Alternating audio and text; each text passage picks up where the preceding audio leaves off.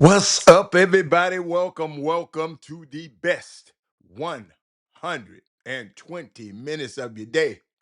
The Chop Shop, the nation's number one urban sports talk show, and also your midday sports happy hour. Yours truly, Robert Hatter, alongside Jim Hicks, coming to you live from Houston, Texas, but we broadcasting all over the world via Facebook Live and YouTube Live. And today, today is Monday. And it's going to be epic. I can't wait. I can't wait. I can't wait. Let me click on everything and make sure I'm sharing the show with everybody. Let me see it. Look at me. Look at me. Y'all, we gonna have fun today. Hey, the YouTube people gonna be able to hang out with us today. I'm at home today. They gonna be able to hang out with us today. I got the power. I got the power. So the YouTube people gonna even be able to hang out with us today, man. I mean, no, I'm sorry. The Facebook people. I don't know why I keep saying that.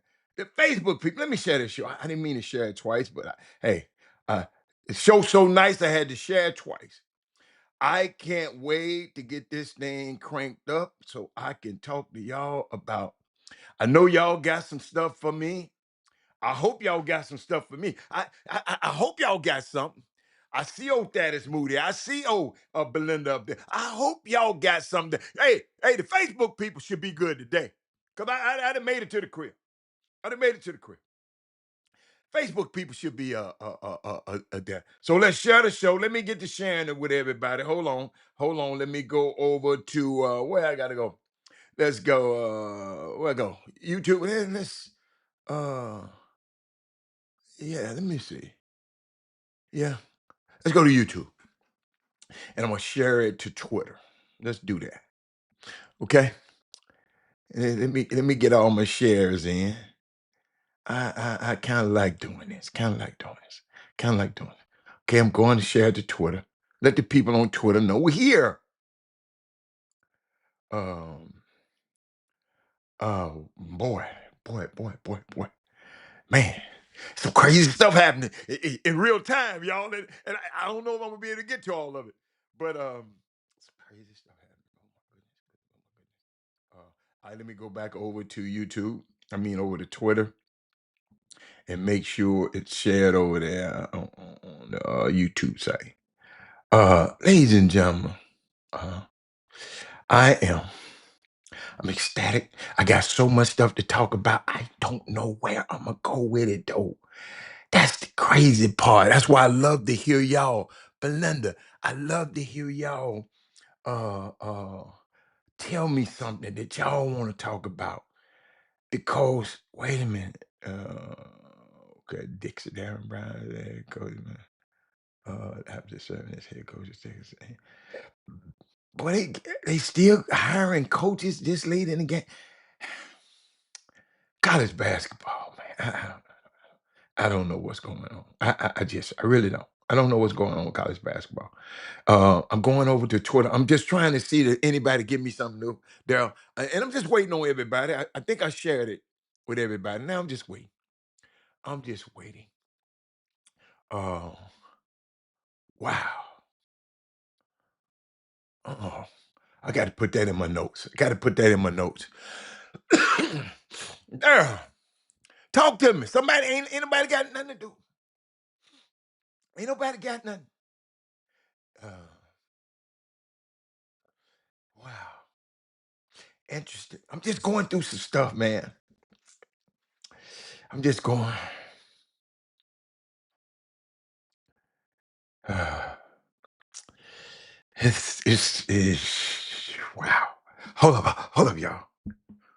Hold up. One minute, what was this? Wait a minute. Hold up. Malik B, both former players have been indicted. Ed Davis? I didn't know Ed Davis would invited. Y'all watch this.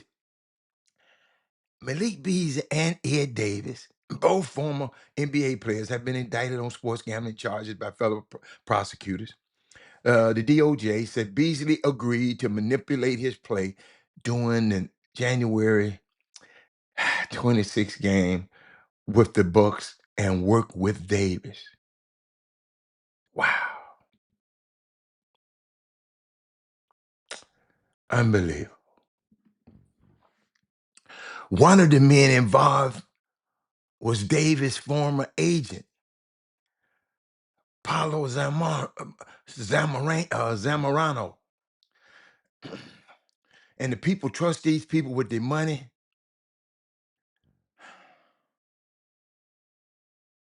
Wow. Ivan Pettit, man, I ain't know this. What I think about all the trades. Okay, we're going to talk about the trades. I love trades. Man, the agents even involved. Yo, this stuff is getting crazy. Stuff is getting crazy, man. I don't know what to say. Ivan Pettit Jr. Ivan Pettit, where your daddy? Share the show. Share the show. Reason ain't enough people on the show yet. That's why I haven't started the show yet. Show too good to have. And I know people be coming on later. I believe you me. I know. I'm just messing with you. Uh,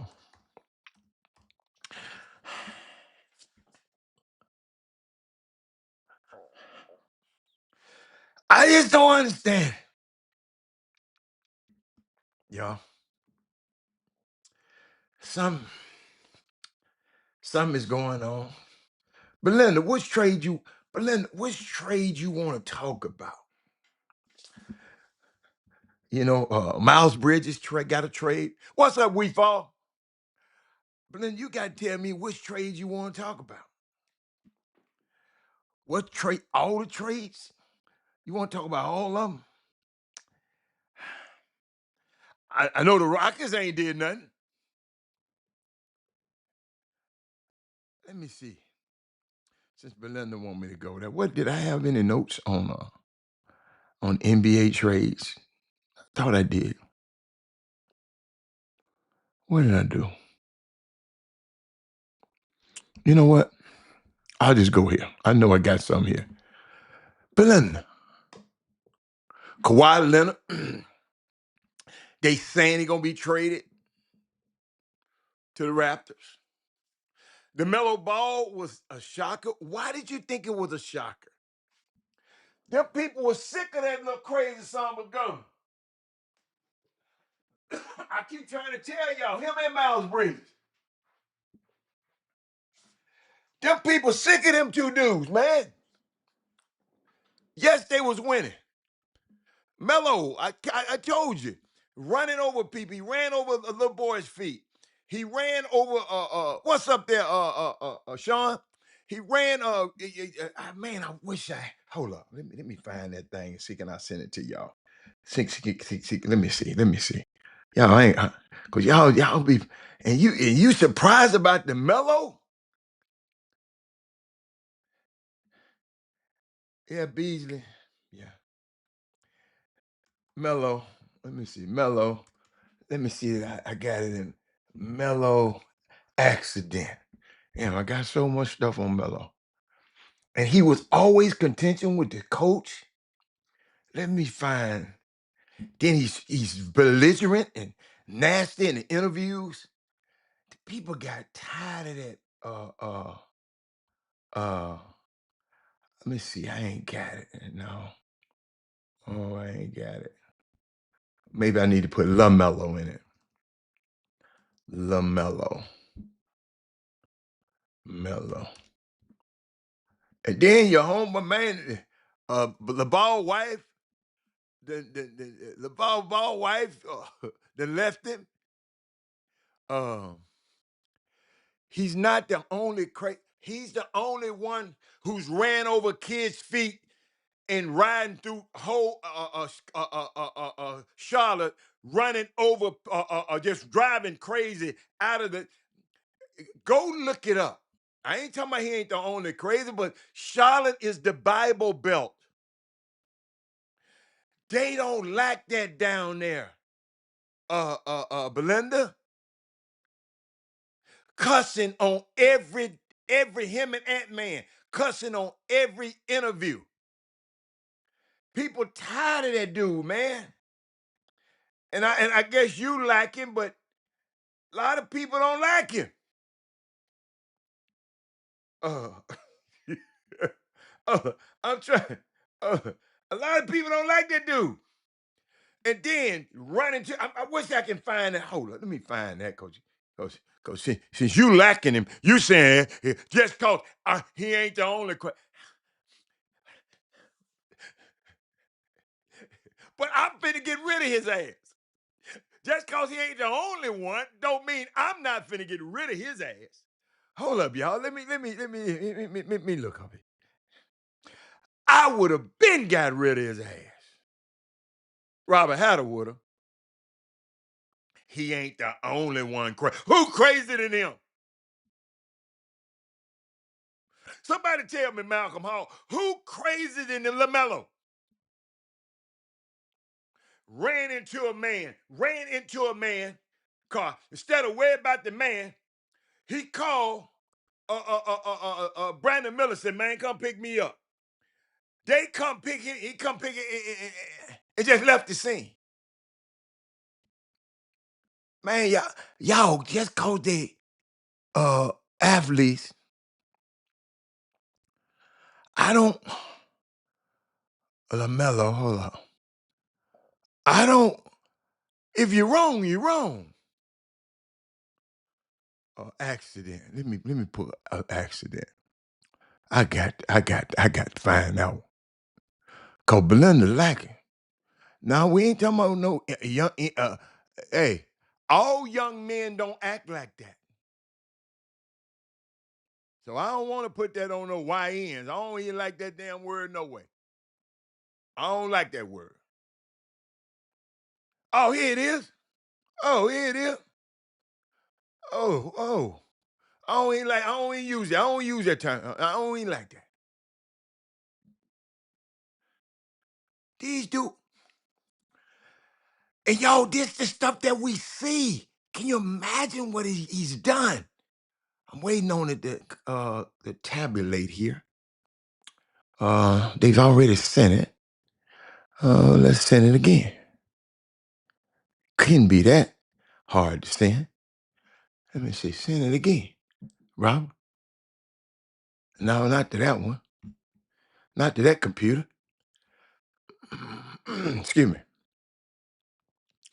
I mean, y'all don't, man, some of this stuff, man, just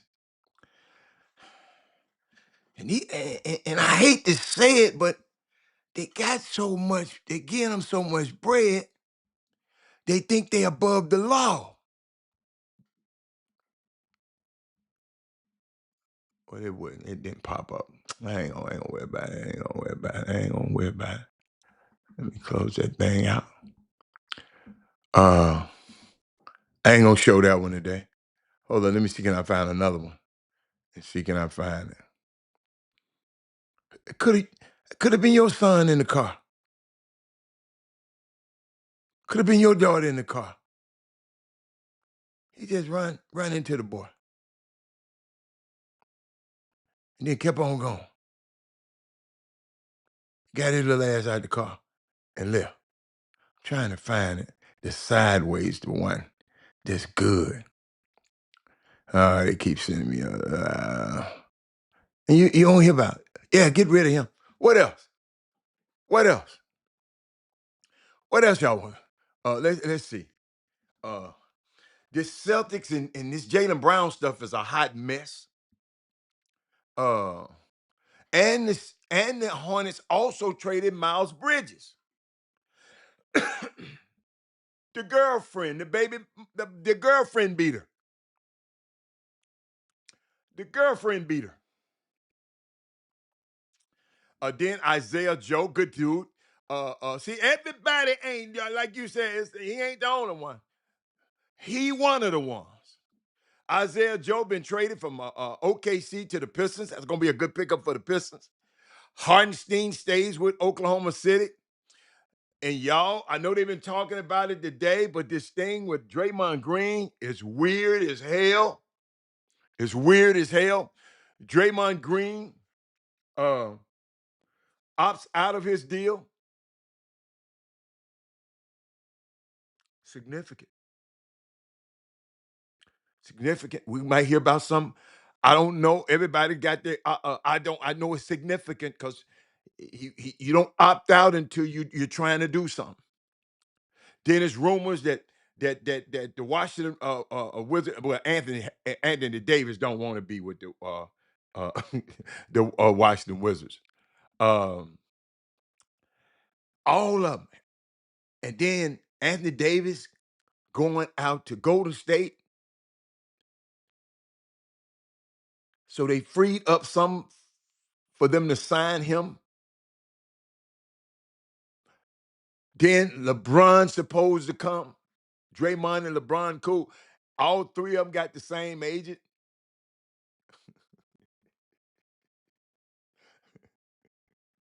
LeBron is the agent of all three of them. Anthony Davis, Le- LeBron, and Draymond. LeBron is the agent for all three of them. And y'all think I'm playing? I'm telling y'all. The Warriors trying to get AD and get LeBron after that. To go with Steph's last dance.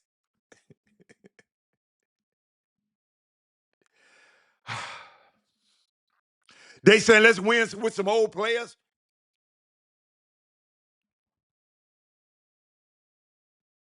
They had to get rid of Melo Ball. They had to. LeBron Chamber. Uh,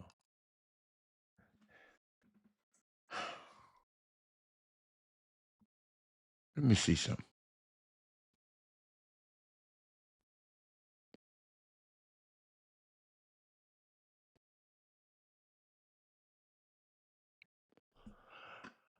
LaMelo Ball and Ant-Man in the backcourt.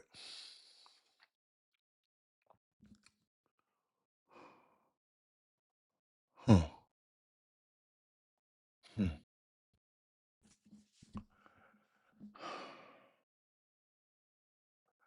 Please don't have them mic'd up during the entire season. Because people like that stupid stuff. Talking about this going to be pure comedy. Then somebody says, oh, bro, what on earth does Charlotte now do without LaMelo?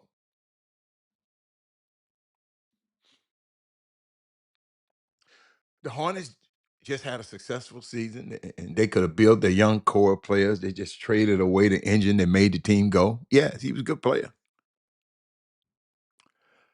So what is that telling you? That right there, you should say they traded away the engine that made the team go. That engine must have been a freaking problem, Belinda. You just made me you gonna make me go into this stuff now. Don't play with me. Y'all know what I know? I know the status Moody. Jay Jackson. Mate, hey, man, I saw you out there running. I saw you. Mate. Jay Jackson, oh, he said signing in from Galveston Port Carnival Brew with my youngest son, Jay. Yo, man, hey, man, you know what? I didn't even know all of that was out there. The cruise ships and Galveston. I didn't even know all that stuff was out there, man. That's not Galveston. That's nice out there. But safe travels. Um, but I got a question. Uh, did we have any Texas players drafted in the NBA? Anybody from Texas? Where my people at? And we're going to get back to them trades, Belinda. I just hit on them, and I'm going to come back to them. Because we got so much stuff to talk about. We're going to talk about them trades all week. But did, did any other guys, is anybody from Texas that got drafted? Let's go. Look through this thing. I go over here. Is anybody there? Is anybody there? Hatter, you've been talking about LaMelo for a long time. Oh, absolutely. I know it. I know it. I know it. I'm just messing with y'all. Kingston Flip. Thank you, baby boy. Kingston. That's the only player. Where is Chris Sinak from?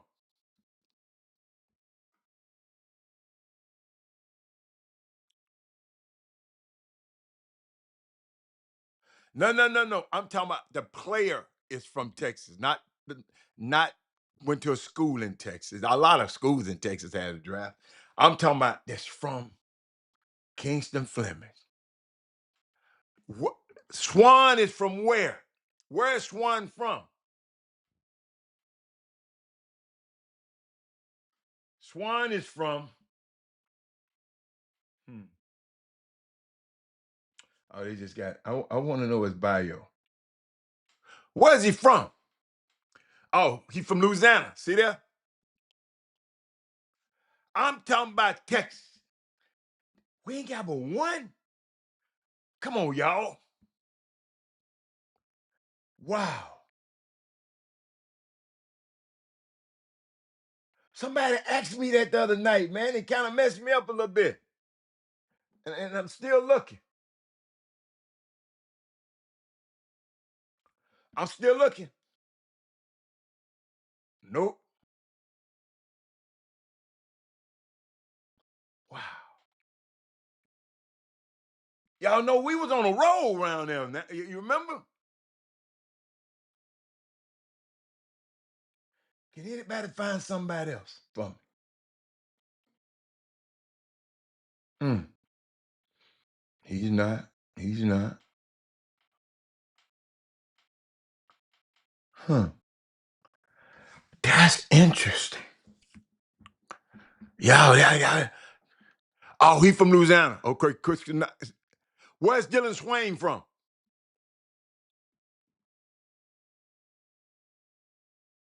Where's Swain from?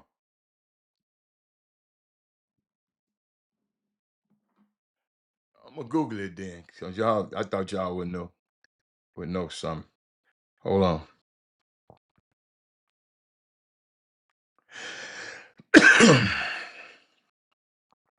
Who in this? Who in? I'm just curious. NBA draft.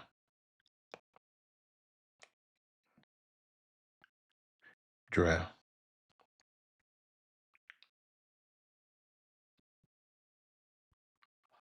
That is from Texas. Let me see. Oh, Zuby Ejiofor is from Dallas. Thank you. Boy, the women tearing y'all head off. No, I meant born. I should have said born. Because they started giving me all and I should have said born. Uh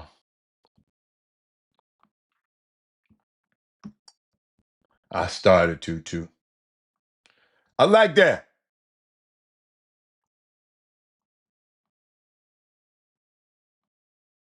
Born in Texas. All right. Zuby Ejiofor for Dallas. Okay, good. Zuby, here it is right here. Ah,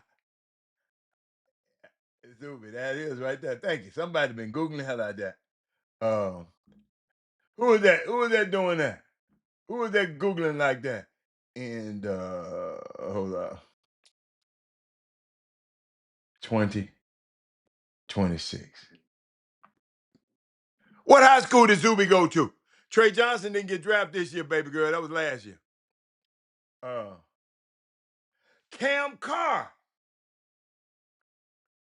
Oh, oh, oh, look, Kingston Fleming was born in Virginia, but raised in Texas. So I call it Texas. Cameron Carr is from where? They just say he played at Baylor. Man, I'm talking about where he from, man. Let me see where the boy's from. San Angelo. Who was born in San? Give us a complete sentences, cause we don't know what you're talking about. Um, wow, that's interesting. Born in Dallas, Zuby. Cameron Carr. They just said he was. They didn't say. They just said played at Baylor. We ain't talking about played. We said born. Can I get the born? What high school did Zuby play at? That's interesting. Oh, Garland High School. Thank you, thank you, thank you, thank you. That's interesting. Oh, Wichita, Kansas. Thank you, thank you, thank you, thank you, thank you, thank you. See there? See that? Y'all. I told y'all the smartest people in the world. Oh my God. Hold up. Y'all, let me answer this one. Cause she getting them. It's my sister. Hold on. Let me find something. Hold on. Hold on.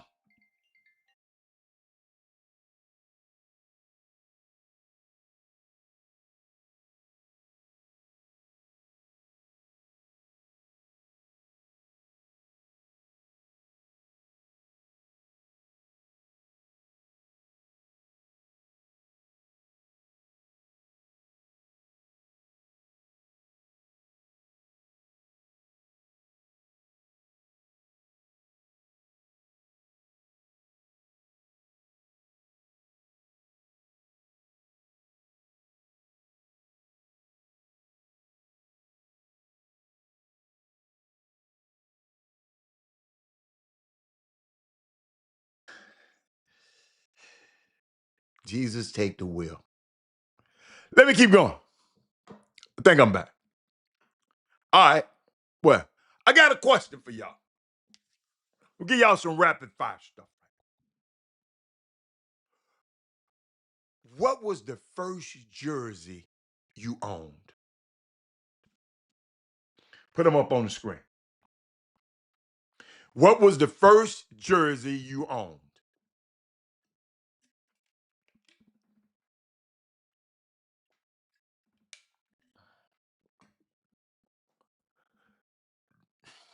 What's the first?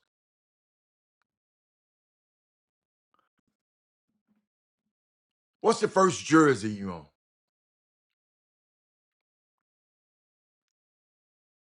Talk to me.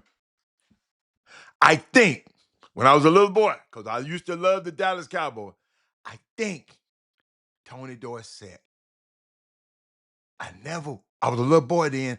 It was a football jersey, so I never wore it, but I remember mama buying it. I think. Muggsy Bogues, okay. Gail Sayers, wow. A Marcus Cam, that's a Marcus Camby, wow. Derek Holcomb, okay. Keep going. Anybody else? Give me your jerseys. What's your first jersey? Anybody else? And then after that, what is the first sporting event that you ever went to? I know mine. That's easy. No mine. Sterling Creek had Emmitt Smith, okay. Deion Sanders, Del Ray, okay. Boy, y'all like them Hall of Famers. Derek Holcomb ain't into Hall of Famers like that. No, I'm talking about back then. Back then. Muggsy Bogues, that's a unique one, Mate. That's a unique one. And Gail Sayers, oh my God. Black Jesus. He's called him Black Jesus too. Um, who else? Y'all, that's interesting. What is the first sporting event that you ever went to? I know. The Memphis Tams versus the Virginia Squires. Memphis Tams was an ABA team in Memphis, and they played the Virginia Squires and Dr. J. It's the first time I ever seen Dr. J before when he was in the ABA. And Memphis Tams had Memphis legend Larry Finch, Penny's coach, Larry Finch, and that was my hero. Eric Harrison, Walter Payton. Okay, it being from L.A. Magic and Kareem. What you mean? Did you have both? You had both of them the first jerseys that you bought? Ivan Reed. Okay. Eric got the memo. He said the Chicago White Sox game. That's a good one. I know it, man. I never forget. Keep going.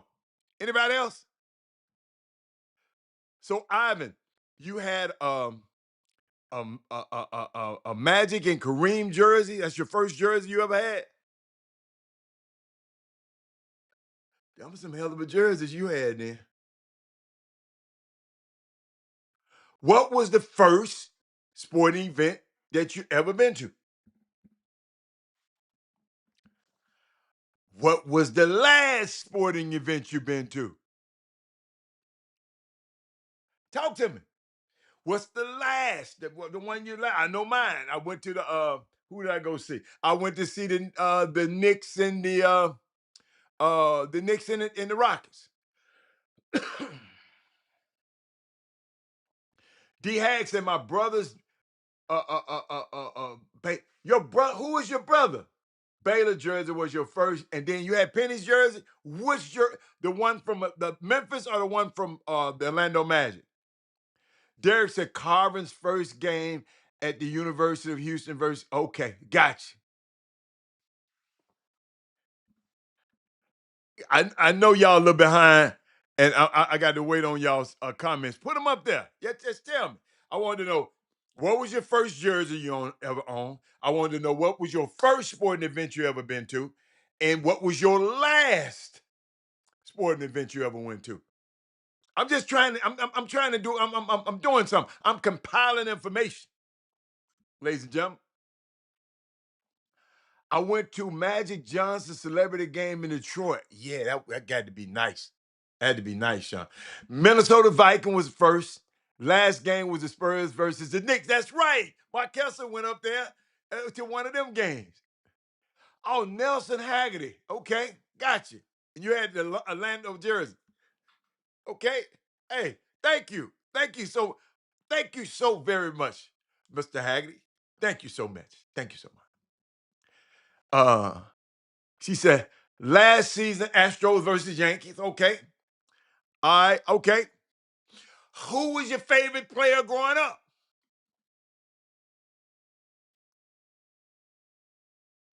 Who was your favorite player growing up? I'm just curious. I'm trying to see. Dodgers game and the Lakers game. Okay.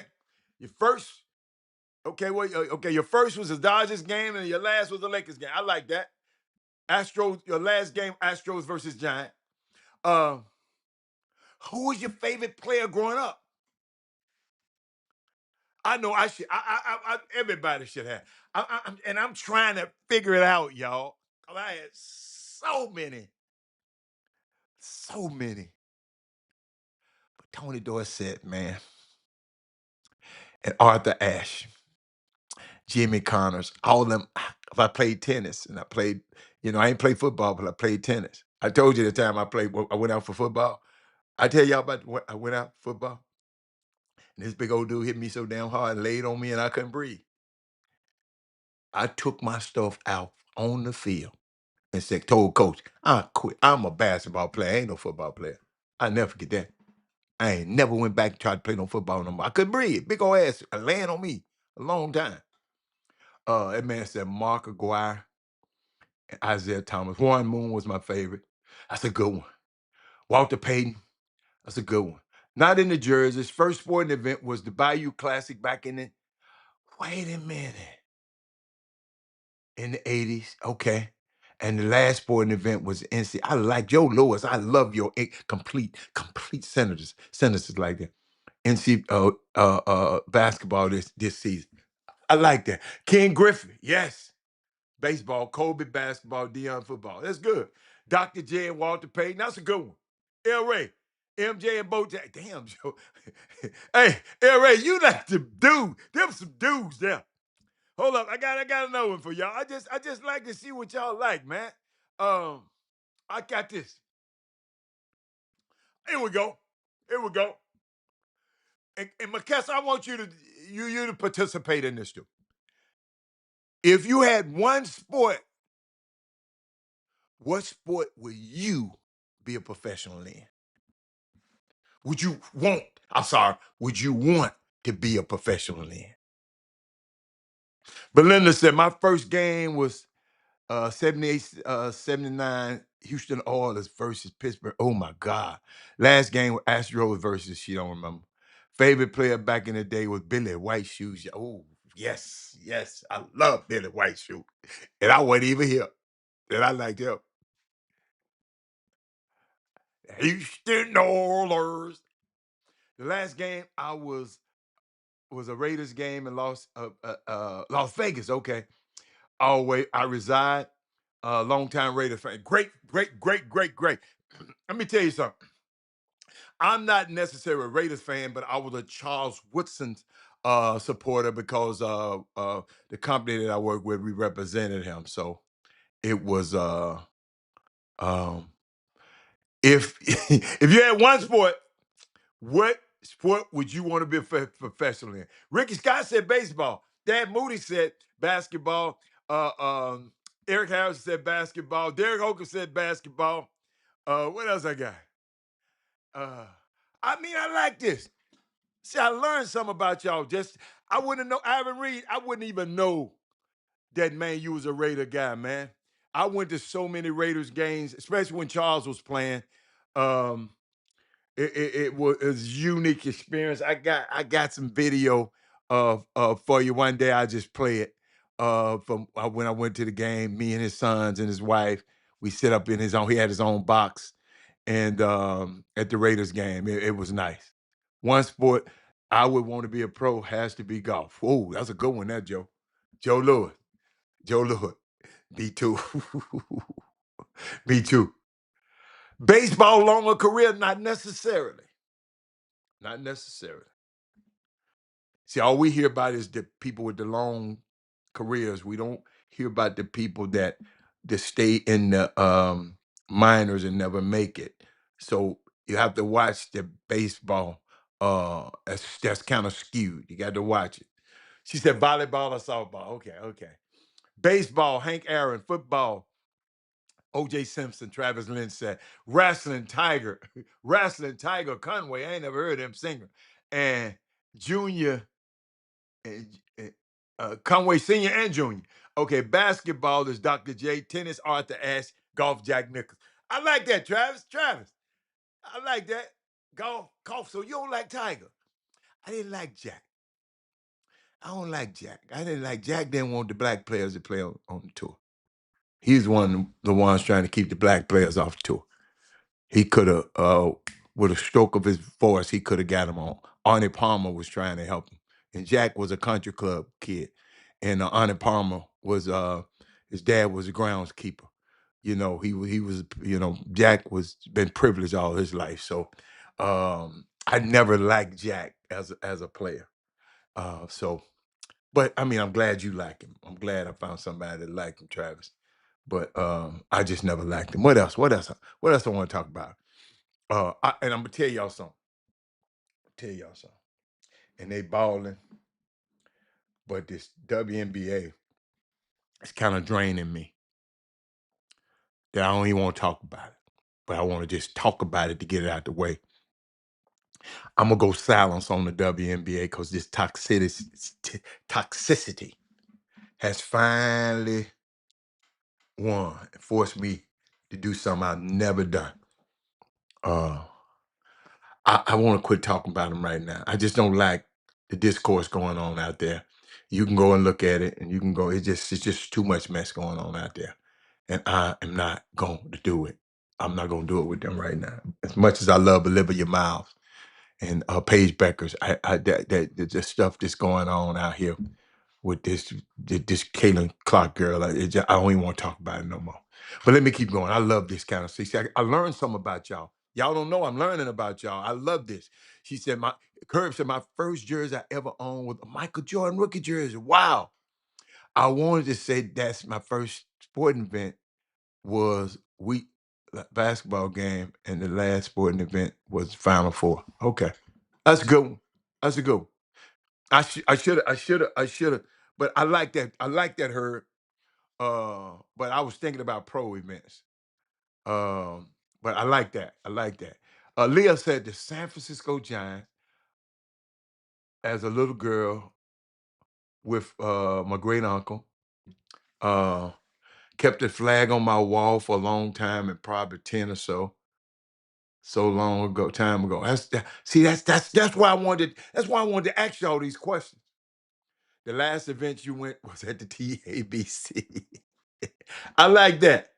If Liz Mile ain't playing, I ain't watching. Okay. Yes, I'm getting sick of this WNBA, and y'all, I'm gonna give them a break. Y'all know I love them, and this toxicity, I just don't like. I don't like it. I don't like it. Uh,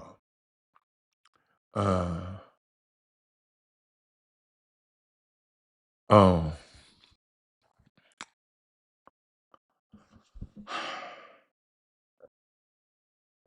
I saw something.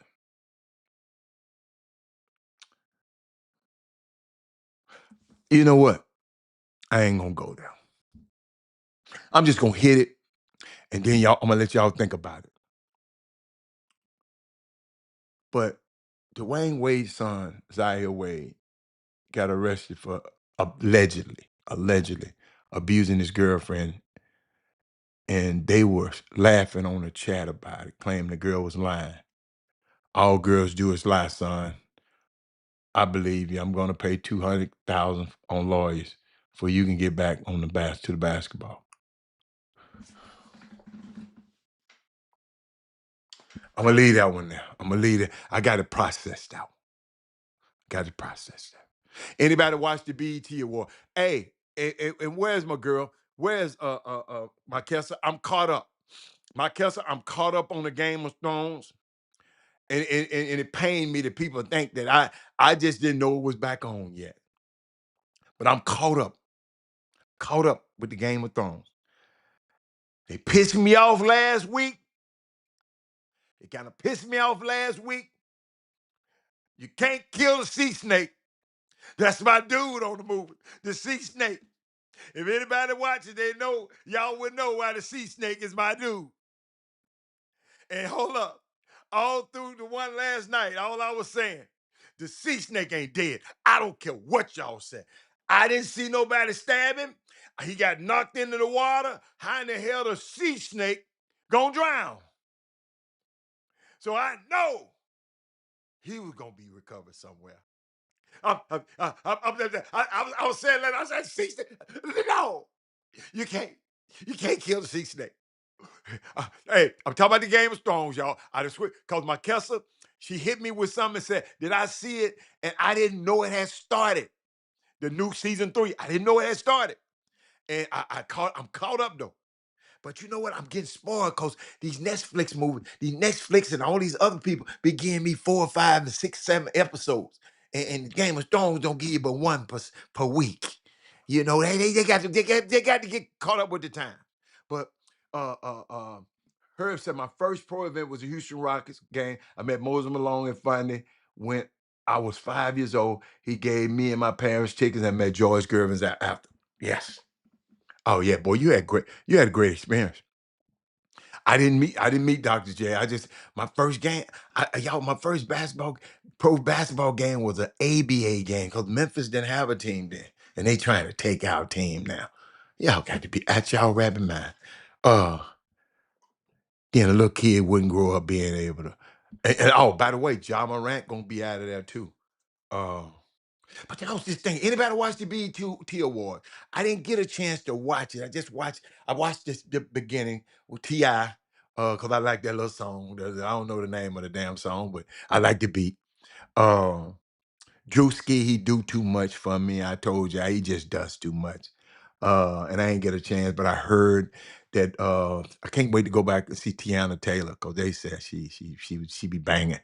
So but I don't know if y'all watched it, had a chance to watch it. I mean, I haven't really watched it, I just watched a little bits of it. But you know what? When I was thinking about the BET Awards, right?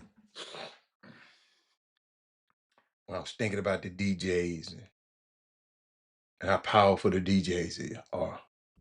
Lauryn Hill, they said he had a nice. You know what I don't like about Lauryn Hill?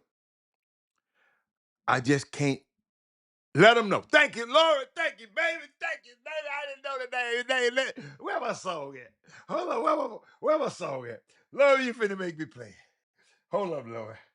Laura finna make me play it. She says called Let Them Know. Now I know that. Now that's how I can find it. Hold up, Laura. Oh, I can't play but a little bit now, Laura. So I won't get in trouble. Hold on. Hold on, Laura. Hold on. What time is it? Okay. Let She said, let them know. Let them know. Oh, there it is right there. Hold on. Let No, that's let me know. Let them let them know. Okay. No, I won't let them know, man. They trying to get me talking about let me know. Let them know. Okay. All right. T.I. There you go. Hold up, Laura. Hold on. Hold on. Hold on.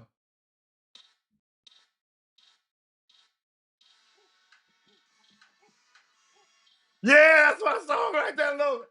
That's my song. I can't play it. I can't play it, but that's my song right there.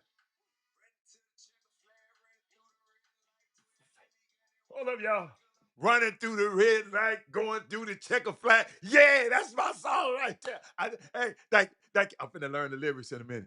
Uh, Leah says she wrestling, the junkyard dog, or the rock, basketball, Michael Jordan. Okay, I like that. Okay, thank you, Laura. But Laura, I was watching something though, Ralph. You know, I was thinking about the black entertainers and black entrepreneurs, how they changed the world with two turntables and a microphone.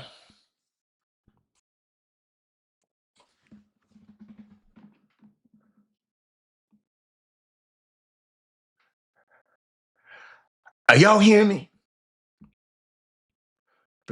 Young black entrepreneurs changed the world with two turntables and a microphone. Hmm. Hip hop is now a global economy.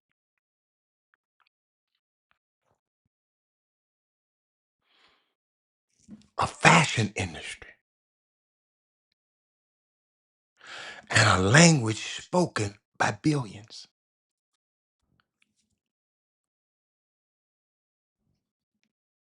And what come next probably gonna be bigger.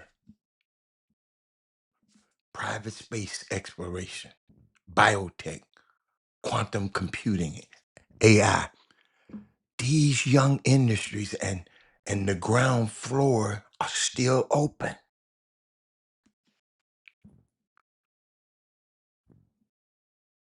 If we show up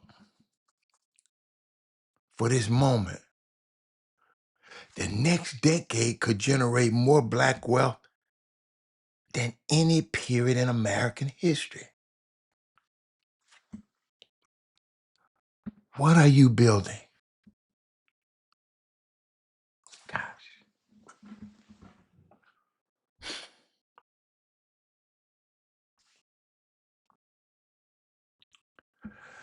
Ladies and gentlemen, what are we building?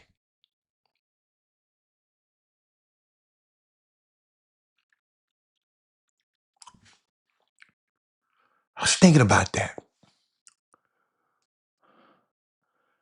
My son called me, Dad, I'll be in Spain next week for your birthday. I'll be gone. Uh, I'll be in Spain. I'm gonna stop over in Amsterdam, go to France, and then I'm gonna go to Ibiza in Spain.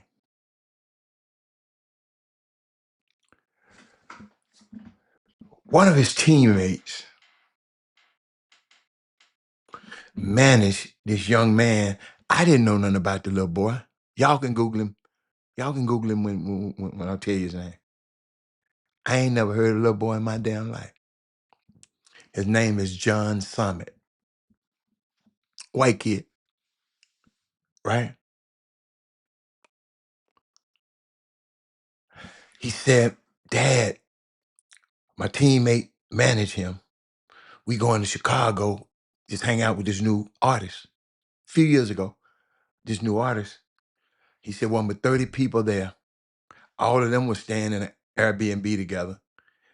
Him and the artist and all of them. And the dude told them back then, man, thank y'all for coming up here and supporting me, man. If I ever get big, I want y'all to come wherever I'm at. This little boy is one of the biggest. His name John Summit. He one of the biggest. I mean, I don't know his music. Maybe I can. I don't know none of this damn music. I guess this a song. Hold on. I don't know none. Okay, it's one of his song. Hold on. I can't play it. But thank y'all. Thank y'all for being there with me for my first coming up here and supporting me. I know wasn't no big crowd, but if I ever get big, and now all them young cats are headed over to Spain. Uh, it's just crazy. It's great. It's just crazy. But I was just thinking about this industry. He's a producer. What's the boy named John Summit? Hold up. John Summit. I know y'all Googling. John Summit. I can't tell you what he's saying. Hold up. John Summit. If somebody out there know that Moody said he missed out. Hold up. Hold up. He a producer, he writes songs and all this. I'm trying to say, okay, I guess this is his top song. I get so excited. I just can't deny it.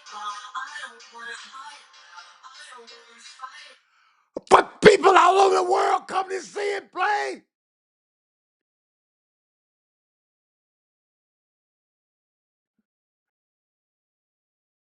But I got to repeat what I just said because somebody just texted me and said, Rob, I was watching the BET Awards. I watched the importance of music, but black entrepreneurs changed the world with two turntables. I want y'all to get this. Grandmaster Flash talked about DJ on Quick Time Park.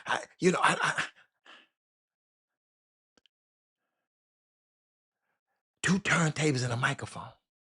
The hip hop is now a global economy, a fashion industry, and a language spoken by billions.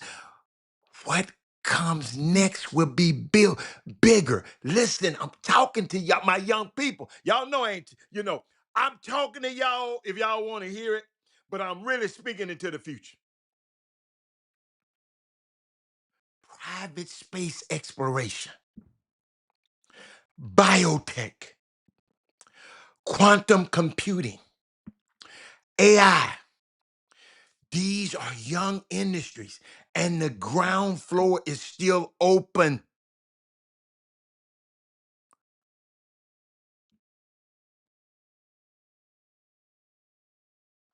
Y'all hear me?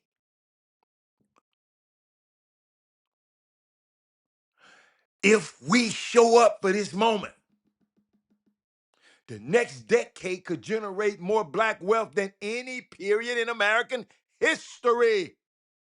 I know y'all want to talk about the trades and getting lucky and being an NBA player, but these the dudes that do this who own the teams that your player is trying to be on. You'll see how they treating Jaylen Brown. The little smart Negro. We gonna just do him. We gonna trade you. We ain't gonna trade you. We ain't gonna trade you. We ain't gonna trade you. But yo, we can generate more black wealth than any other period in American history. You don't have to be a basketball. Oh, what are you building? My young people, what you building, man?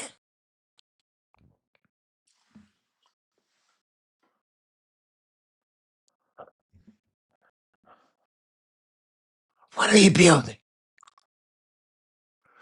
I told you I'm sorry. I just think about stuff.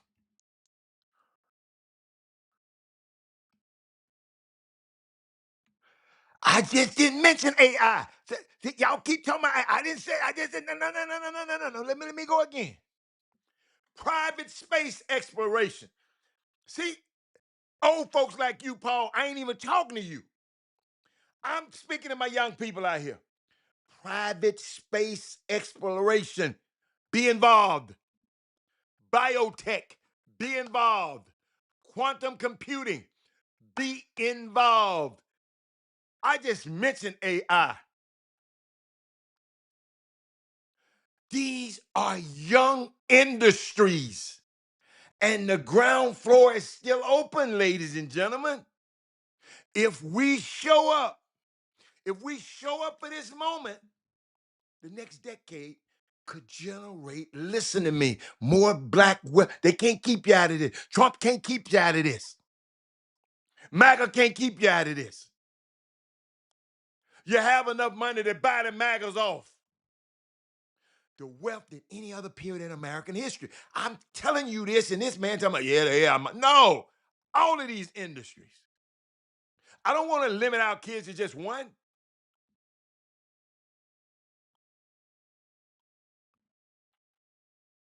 I'm just giving you some. You think you can go and be the next Jason Tatum? You might not. But you can be. And you develop things like Elon Musk. You can be Jeff Bezos. The guys who writing the guys who writing on the front of the check. Y'all still worry about the guys who writing the back. NBA draft. I mean, there's a lot of trades going on. They trade Melo.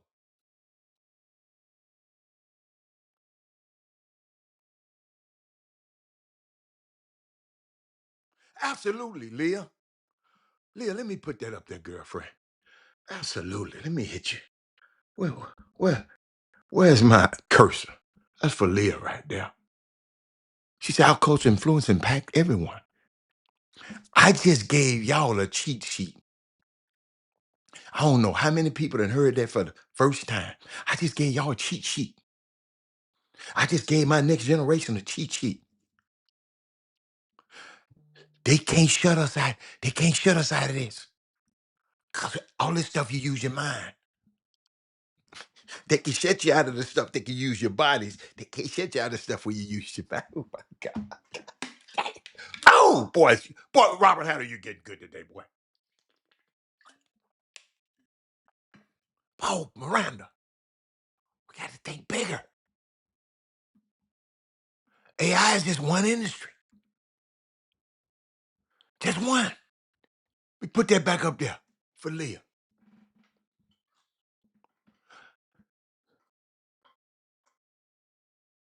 Our culture. Y'all, I'm gonna show you, Leah, how smart you are by what you just said. Told y'all really don't know who be on this feed. And I got and I ain't gonna lie, I got a problem with some of y'all. I got a problem. I got a problem. Because I know the content and I know what we doing on this show, Eric Harris. Because I go watch the other stuff that y'all be watching. But I was thinking about uh, Joe Mass. I can't not think about it. Uh, I just can't not think about it. Black Talk Radio. The things that I saw him, uh, listen to him. This what this what inspired me to do the show the way I do it. This man, he inspired me. Uh,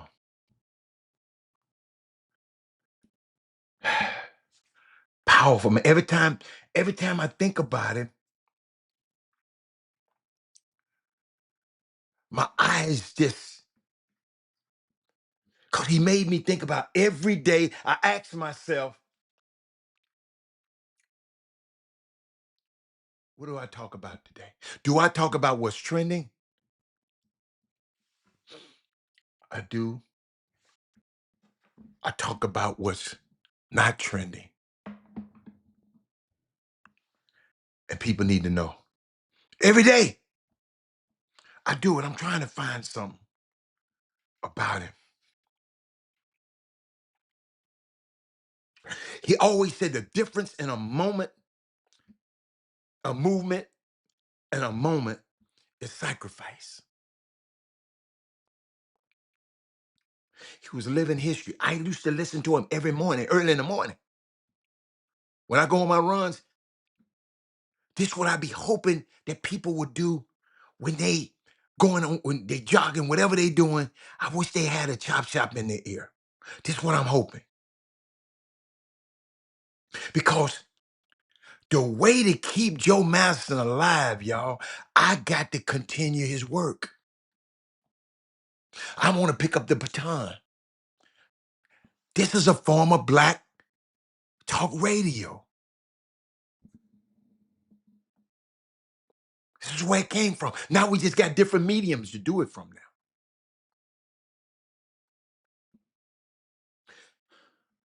I never forget. He said he had a fundamental truth that we are all on this globe together, right? We all have similar wants and desires in our lives, and we want our communities to be safe. We want our children to be educated. We want kids to be educated. And we want to be free. And we want our rights. And then if we have a problem at insurance company with an insurance company, guess what we'll be able to do? And then I'm gonna get back to it. But we have a problem, you have a wreck.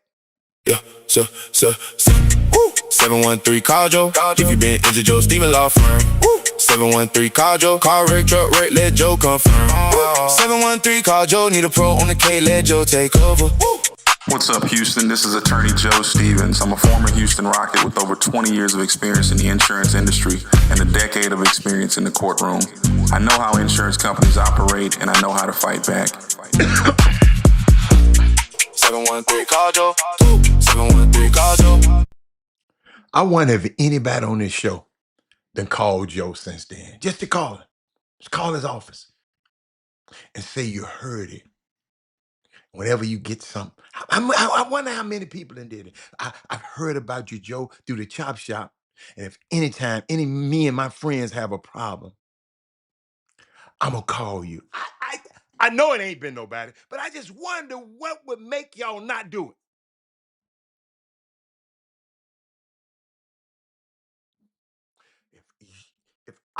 If Leah Nash had a show and she played that every day at 1:00, I'm gonna call that number and say I heard it on the Chop Shop.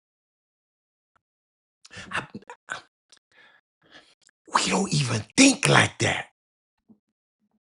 All we want to go is come over here and talk about Cape Verde or Cabo Verde.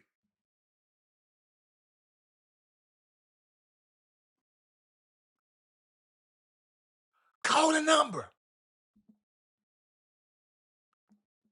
Y'all ever thought about that? What if everybody on this feed called that number today?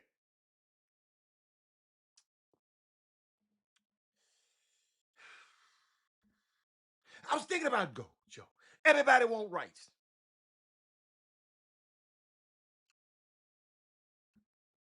That has been his clarion call ever since the day I started listening to him. He always said, "What are you gonna do about it? Don't be calling up this show and talking and all talk. What you gonna do?" He did. He was on the radio through cancer, and he still did his show. Him and his wife Sherry.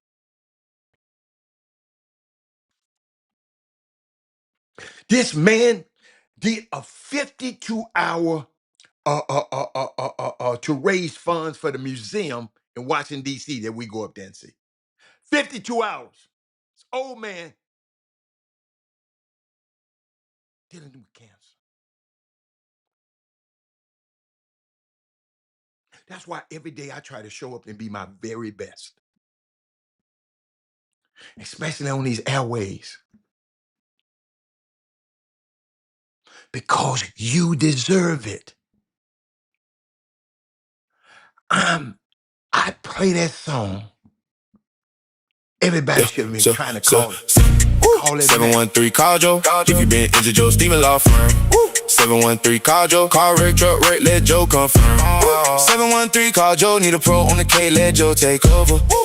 What's up, Houston? This is attorney Joe Stevens. I'm a former Houston Rocket with over 20 years of experience in the insurance industry and a decade of experience in the courtroom. I know how insurance companies operate, and I know how to fight back. 713 call Joe. 713 call Joe. Yeah, so. The same guy I was telling you about, Joe Madison. This Joe Stevens, this Joe Madison. These Joes ain't playing. He raised $250,000 on the radio, black radio. His Guinness Book of World Records for those 52 straight hours. And he only took bathroom breaks during the commercials. Nonstop to raise money so that we could have a museum in D.C. Y'all didn't know that, did you? That's how powerful black radio is. This is a form of black talk radio.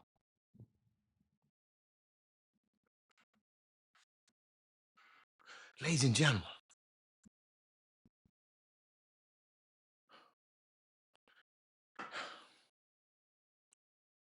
he went on a hunger strike because it's outrageous that we don't have voting rights. Everyone should have voting rights in this country. The freest country, the best country in the world. We are okay with everybody having a right to vote, right? There are places in this country that people are gerrymandering. You see it. So Joe Madison put his body on the line, literally, to fight for the things that we need.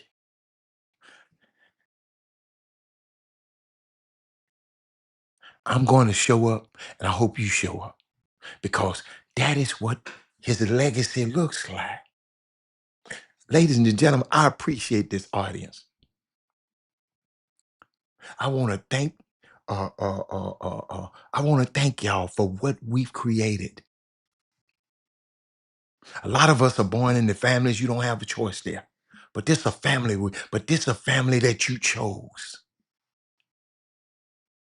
The family that you chose to be a part of.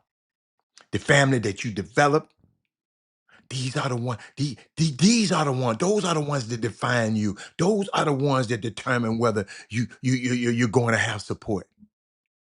When I play that song, it ain't for y'all to just listen to it and dance to. We get to choose the people that we want in our life.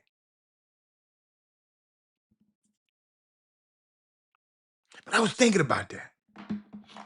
Oh, Joe Mass. I was thinking about it. Every presidential candidate over the last, I'm gonna show you how important if we do this thing right and we share the show and we do things that we need to do and support the things that the show supports, every presidential candidate and president of the last 20 years have gone on black radio. Biden went on. Obama went on. Trump went to the NABJ. Obama went so many times on black radio, he still got relationships with these people. Hillary Clinton went on. Kamala Harris been on. Bernie Sanders went on. They went because they had to. We don't understand how important this stuff is. If you ain't win an election, if you want to win an election in this country, you do need black voters. And if you want to reach black voters, you can't do it through cable news, through the Sunday political shows, or even the New York Times. You have to go through black radio. Ladies and gentlemen, where am I? Where this thing at? Let me see. Hold up. Yeah.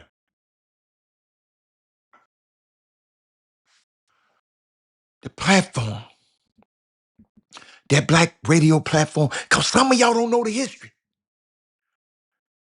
I studied it because I happened to meet this guy online. I ain't met him, but I met him online, Joe Madison.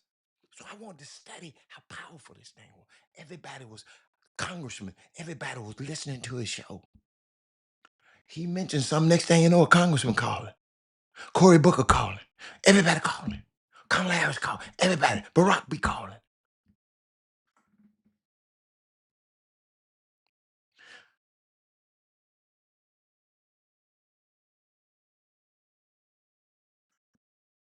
That platform has been deciding elections since long before the rest of the country even caught up.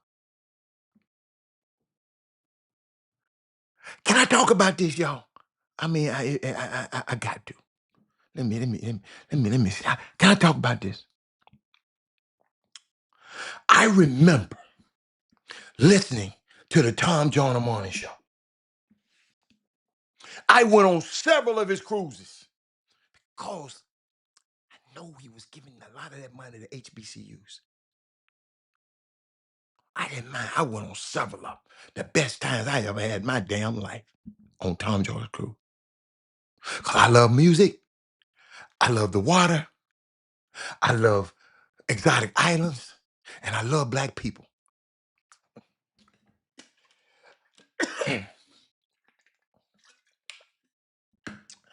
I love music. I love exotic. And I love black people. So you out there on a ship for 7 days with all the artists, Charlie Wilson, New Edition, everybody. Charlie Wilson, I think I said Shantae Moore. I mean, everybody for 7 days.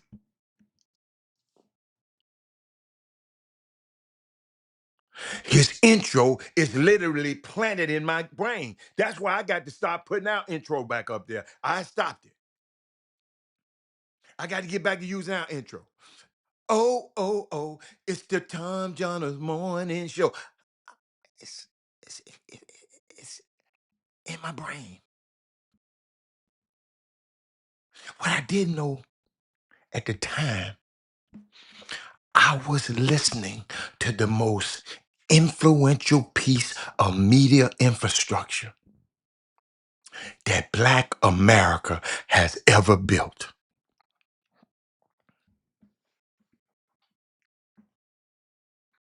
Y'all, I never forget. I've told you, somebody told me, somebody called me, said, Robert, watching my show, Robert, I don't know why millions of people ain't watching this show.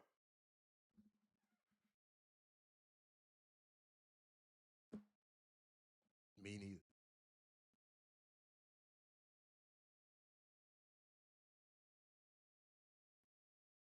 Did I tell y'all what I didn't know at the time? What I was listening to was one of the most influential pieces of media infrastructure that Black America has ever built.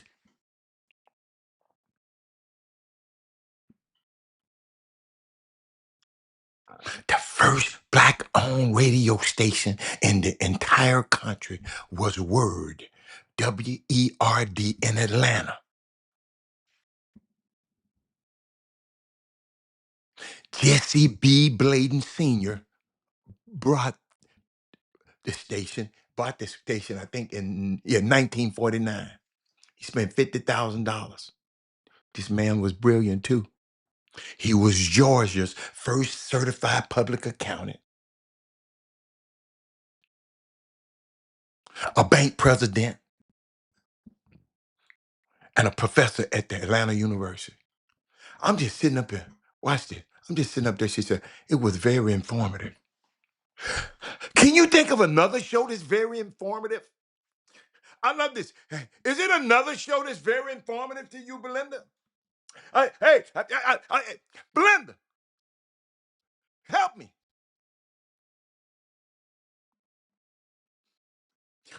Let me keep that one. It was very informative. I miss Tom Johnson. Uh, I like that, Belinda. Keep putting them up there. Keep putting them adjectives up there. I told y'all about Mr. Bladen, right? I told y'all about Jesse Bladen. He's a bank president, certified public account, bank bank president. Where was I? Yeah, bank president. Yes, sir. No. I'm just helping you. I'm just helping you. Y'all on a platform right now that understand how valuable this thing is. I was thinking about this.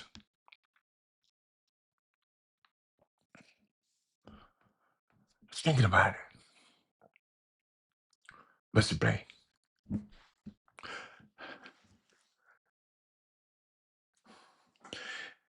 He decided, Mr. Bladen, he wanted to buy a building, buy a station. He wanted to buy the building where he can have a station. He had to get a white dude that worked for him to buy the station for him because the owners wouldn't sell it directly to a Black man. But when Bladen took over the building,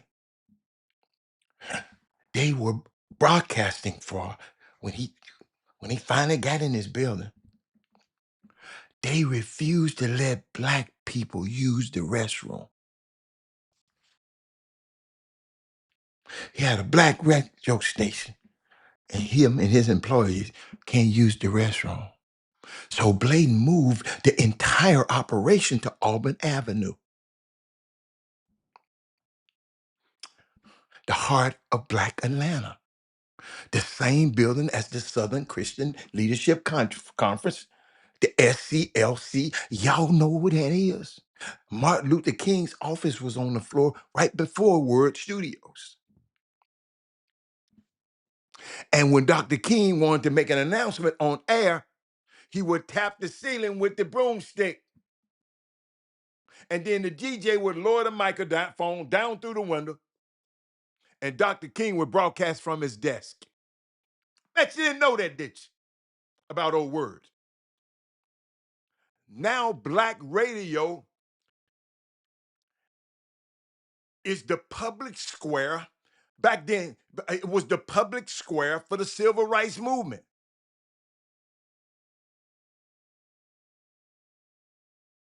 Because the white press wouldn't touch it. The sit-ins, the marches, the voter registration drives and all that, the news from the Birmingham, the news from Selma, the news from Montgomery, Black radio, this platform, Black radio carried it all. Just like some of the stuff that you hear here, you ain't hearing them talking about on them other stations. White stations back then, they played white music. Black radio was the only way the black community could find out what was happening in black America in real time. The role never went away. The platform just got bigger. Tom Joyner, he started doing national syndicated black radio in 1994. I know his son, Oscar. I texted him this morning, told him, I'm talking about your dad today. He was the first. Before him, every black radio show was local. Like this show right here. It's all over. Status Moody in Chicago. Somebody else is somewhere else. Somebody else is somewhere else. Before him, every black radio station was local before Tom Joyner went and did this. Are you in your city or in your region? Joyner built a show that ran simultaneously on close to 100 stations throughout the country. And he ran it for 25 years. He retired in 2019 at the age of 70. He called it Party with a Purpose.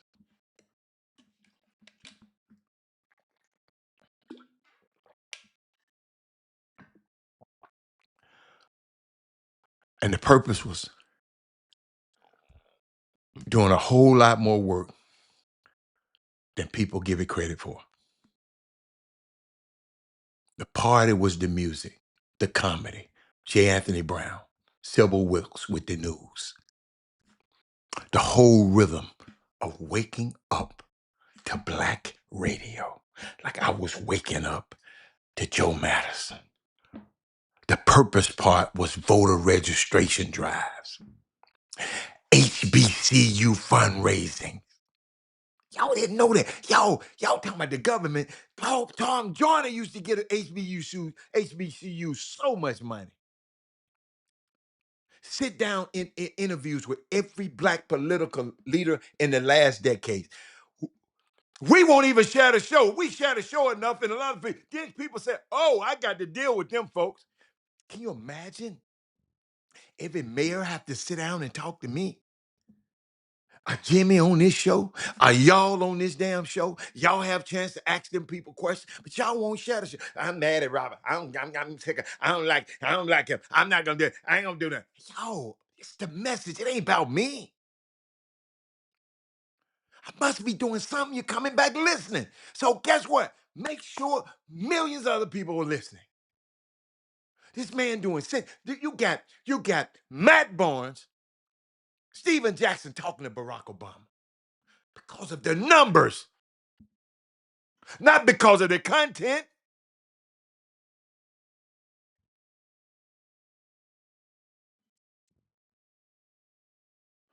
Tom Joyner sat down interviews with every black political leader over the last 2 decades and sustained coverage of stories that the mainstream press didn't want to touch. Paul Miranda, I know you want to talk about Kate Verde and all that.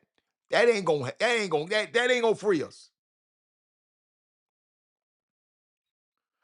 The Gina 6 case in Louisiana. People in Louisiana, some of the people in Louisiana didn't know about it, where 6 black teenagers were charged as adults, all for a schoolyard fight.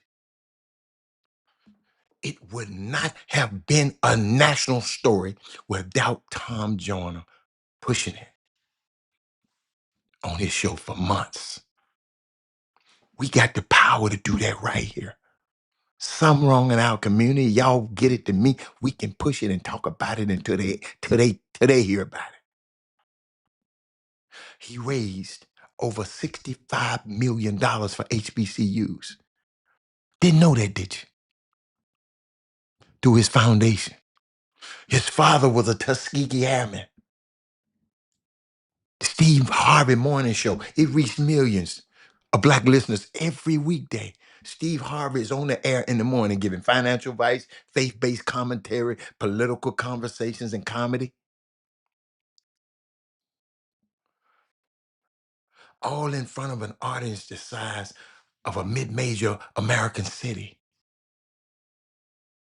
Now the Breakfast Club is on more than 100 of iHeart radio stations and it reaches 7.7 million listeners. And the host is Charlamagne the God, DJ Envy, and just hilarious.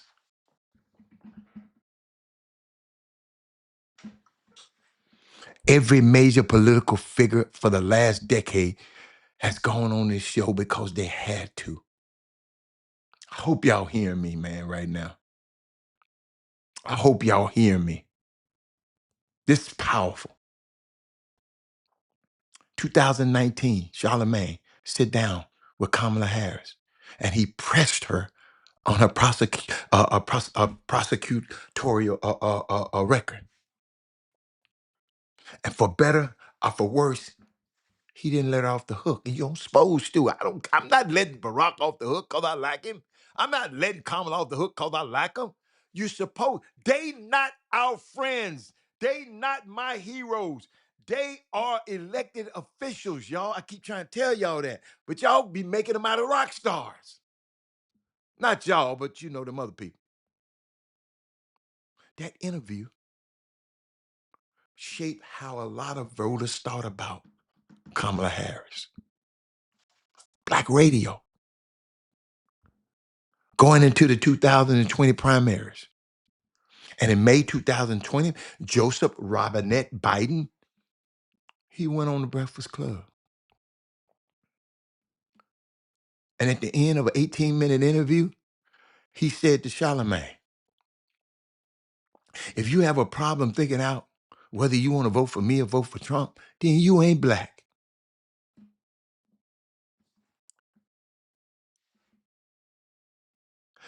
No, that is Moody. That's not good enough. Don't hear and retain this information. Share this information. Let me put that big up there. I want y'all to get this. Don't. See, listen, I told y'all I'm speaking to the next generation. Share it. You don't need to, you don't hear me and retain this valuable information.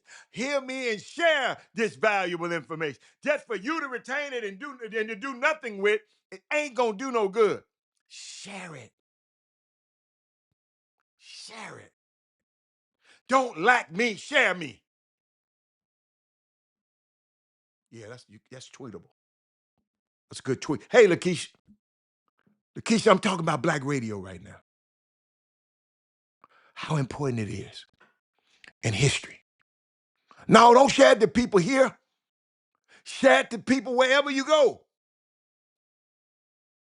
Somebody in the dress room. Hey, man, y'all go to the grocery store, wherever you go tonight. Y'all need to watch that. Hey, here, look.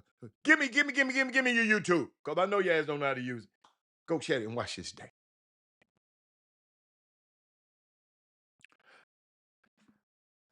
On the Breakfast Club, Black Radio, Joe Biden, Joseph Robinette Biden, came on the Breakfast Club, and at the end of an 18-minute interview, see, y'all keep forgetting. I don't forget. He said to Charlamagne, if you have a problem figuring out whether you want to vote for me or that damn clown, you ain't black. A white man said that. Now that clip went viral around the world in 24 hours on a black radio platform. He called the black, hold up now. And Biden had to walk this, he walked that stuff back the first day. He walked that stuff back the first day. Same day he did it. He called the Black Chamber of Commerce that afternoon to apologize. Now the whole moment happened because a black radio host chose to ask a follow-up question. They tell me Donald Trump went on black radio in the 2024 cycle, but I haven't confirmed that. I looked it. They told me he did. I ain't found it. Hillary Clinton sat with Charlamagne the God, Bernie Sanders, Pete Buttigieg, Jill Biden in 2024 about when her husband had that bad debate performance. Jill Biden came on. All of them know they had to go through black radio if they wanted to talk to black America. Yo, this is our platform. We got to share it. Quit talking about share.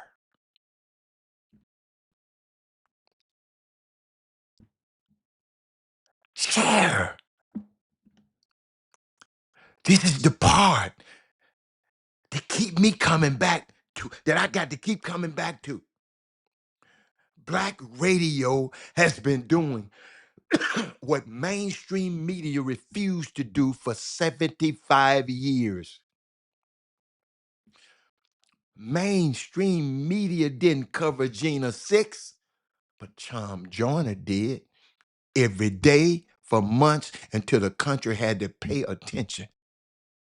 Mainstream media didn't press Kamala Harris about her record, at least not in a sustained way, but Charlemagne did. In 2019, before she ran for the Democratic nomination, mainstream media didn't cover the murder of Tyrese West on the morning of Racine's Juneteenth celebration in 2019. But black media outlets did. Ain't nobody else in this city of Houston gonna talk about what I'm talking about today, but Chop Shop did. Mainstream media didn't put sustained pressure on the federal government during the Obama, the Trump, or the Biden administration to address what's happening in the black community. But Tom Joyner did, and Steve Harvey did, and the Breakfast Club did. They did it all on air in real time on platforms that mainstream media didn't know exist. They don't know we exist because we won't share the show. We don't hit it a thumbs up. And if it's hold up, if it's not on Facebook, well, I just don't feel like going over to YouTube.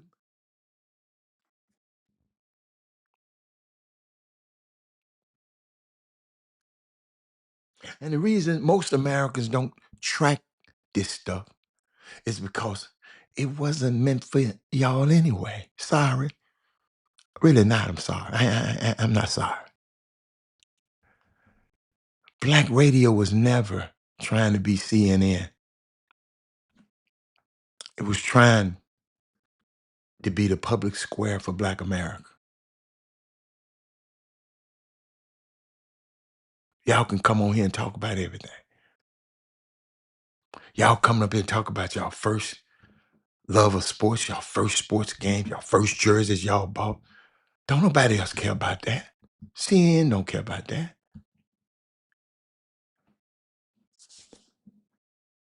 And this succeeded so well that it's been the power center in American politics for the last 75 years. And most of the country still don't know it about the black radio. Your mama probably had the Tom Joyner morning show doing her morning commute to work. If you grew up black in the 90s and the 2000s,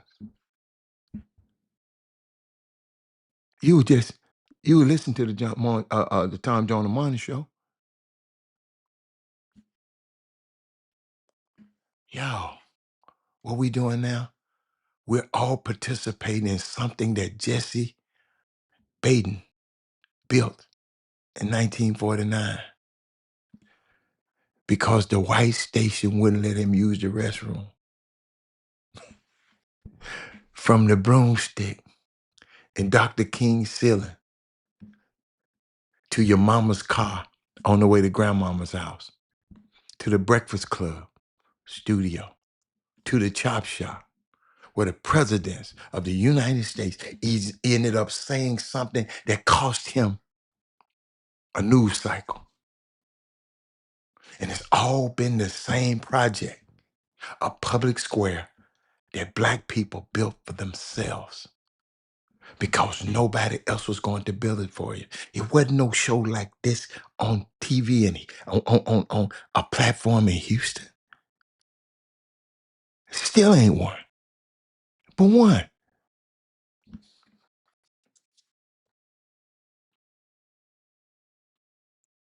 Chris Walker. Had the Chris Walker show. Turned it into the Chop Shop. Left it for dead. Me and Jimmy came and pumped life into it. And 9 years later,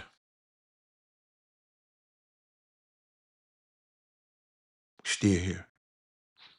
Nobody else, ain't nobody gonna build it for us. Nobody.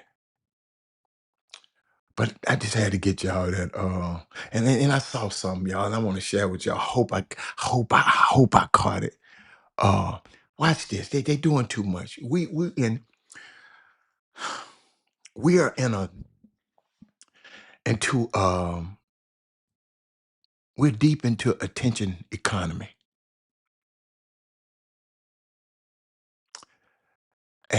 and this is what it does to people. Anything for a clip, a news view. Ladies and gentlemen, I don't do that on this show. I ain't trying to go viral. I just hope if something that we say on this show, that everybody in the world want to hear it. That's how I was thinking about something. How we're in a deep attention. Watch this. Watch this. Watch this. Yo, Chris, I got you a gift. Yo, First ring. First ring. I want to get your first ring, bucko. Yo, get out of here. I want to give him his first ring, Yo, though. get out of here. Chris, I got Chris a ring. Come on. Hey, get out. I got him his first ring. Get Come out on. of here. Yo, get out of here. Whoa. You want it or no? trying to see where the video camera at. What a video camera. What a video Get out camera. of here. What a video camera. I'm just right messing you. there. Hey, can you Right dial there. up? I'm just kidding. I'm Get out kidding. of here. Choke, man. Hey, Hey, I just want to give him his first ring. Come on. Hey, Chris, bro, calm down. You sold too well. Come on. Come on. Hey, I got you your first ring. Be happy. Come on, be happy. Come on, Chris. Yo, Chris, I got you a gift. Yo, First ring. First ring. I want to get your first ring, bucko. Yo, get out of here. I want to give him his first ring, Yo, though. get out of here. Chris, I got Chris a ring. The things that we'll do, uh, things that we'll do, man, for this attention. Eric said, thank you for what you do. Let me tell you something, Eric. Just share it. Just share it. The time I think about Joe Madison, Eric, yo, this stuff is real to me, man. This Joe Madison stuff, y'all don't understand. The man helped change my life. The man was the cause of me during the pandemic.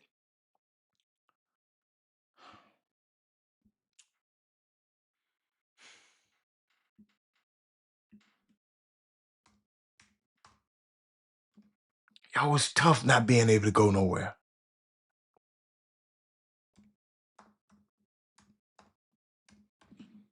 Everywhere you go, you just didn't want it because somebody might give you something.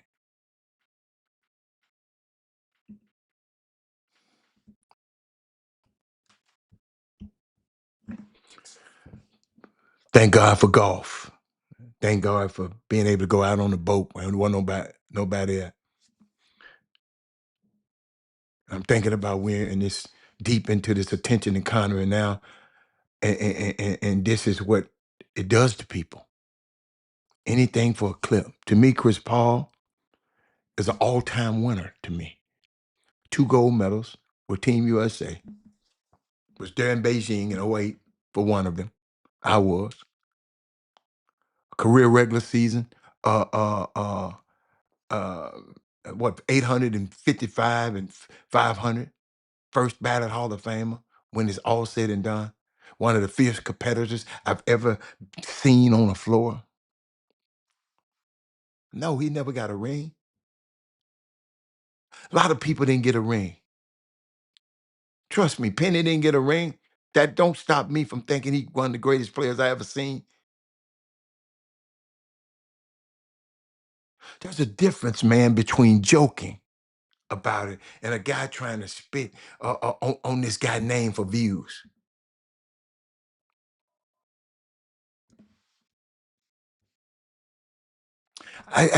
I just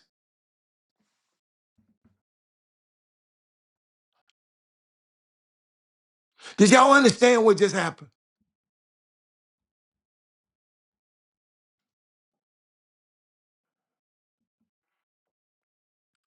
These people play too much, man. This clip, if Chris had a slap boogers out his damn nose, people would have been, come on, Chris, you got to be bigger than that, man. Chris, you got to be bigger than, man. You got to let that go, man.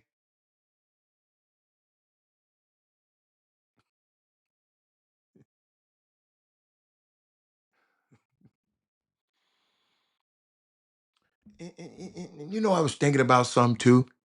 Uh, Ladies and gentlemen, I'm so blessed.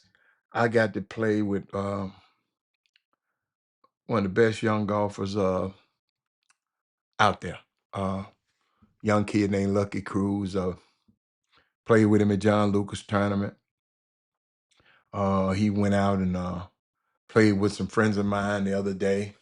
I hooked it up, and next thing you know, the dudes came in. I don't know if you know anything about golf. The man shot a 66 one day and come back and shot a 64. Ladies and gentlemen, let me tell y'all something.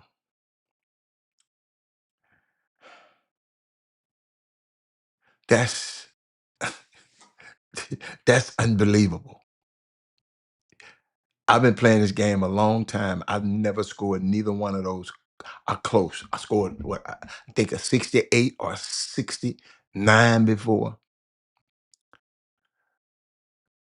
But this dude does it routinely. And I was thinking about this young, 18 years old, y'all. It's just poetry in motion.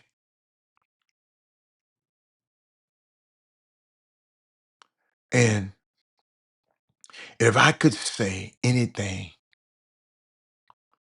to a young black kid who possibly think golf is not for me, first of all, it's a great game. It's not lame. It's one of the best games I ever played, man.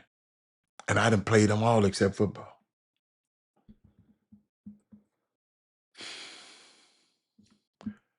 You get an opportunity to go outside instead of being inside. Go outside for 4 to 5 hours to learn about yourself. That game will teach you life lessons, and you meet people.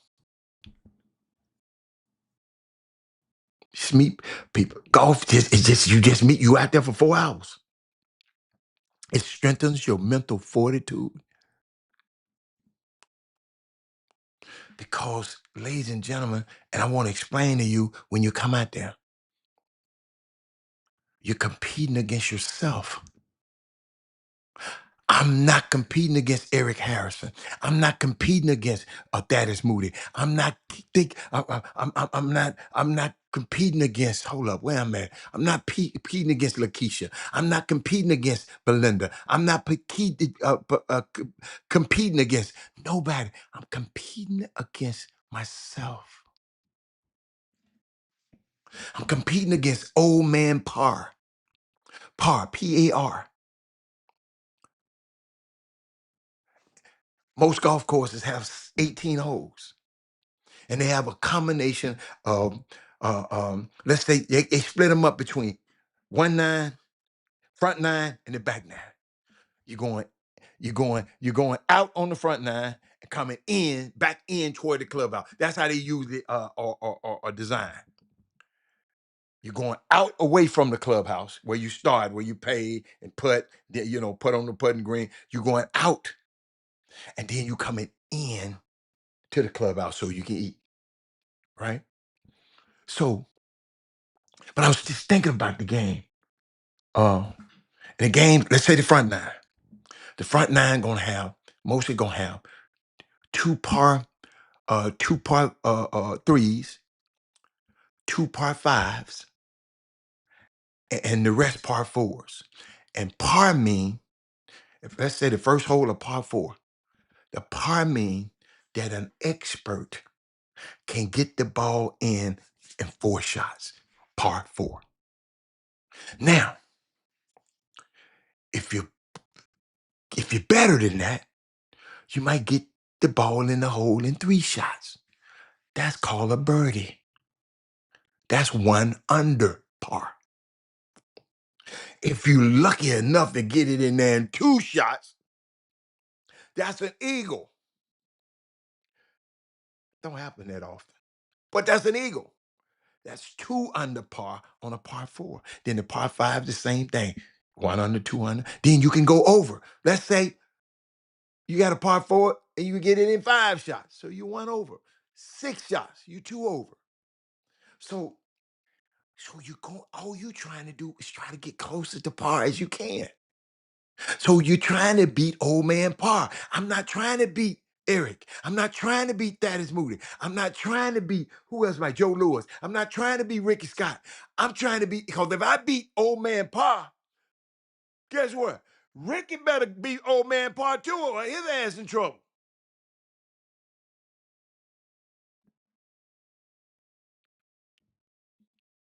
You feel me? You got me?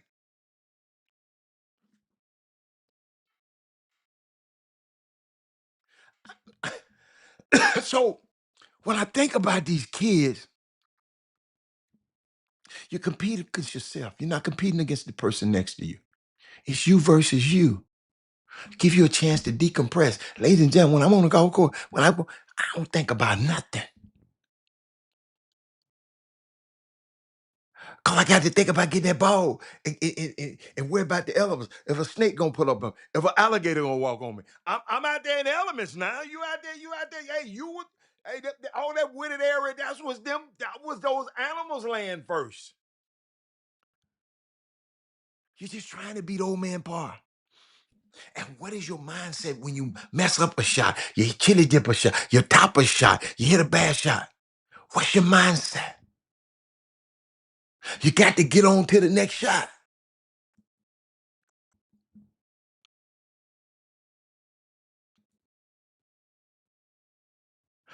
Pick up a golf club, young people, and try it out. I'm still learning. Every time I go out, I wish I could have picked this game up earlier. Oh my goodness. Oh my goodness. I wish I could have picked it up earlier. But Jaylen Brown, I'm gonna give y'all his last because I've never heard his dad talk. But these people are treating this little young man. I don't like the way they're treating him. And I want to share, I'm gonna share with you something. I want to share with you something. Because this could be our kid. Uh, Watch Jaylen Brown. I ain't never heard Jaylen Brown dad say nothing.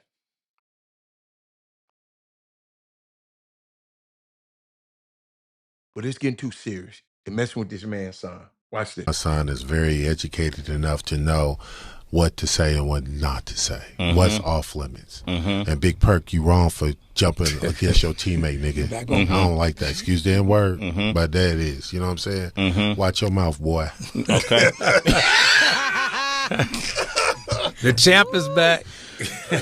But sometimes we learn from I'm a father, right? And sometimes my daughter's, she's in grad school right now. I went to visit her over the weekend. I realize now when I talk to her, I'm learning from her, and you might, take things differently than how Jaylen might handle it, right? He handling it like he's supposed to. He's always handled himself like a man, like a gentleman. You know what I'm saying? Very respectful kids I raised, man. Let me tell you something. Very respectful kids, all of them. You know what I'm saying?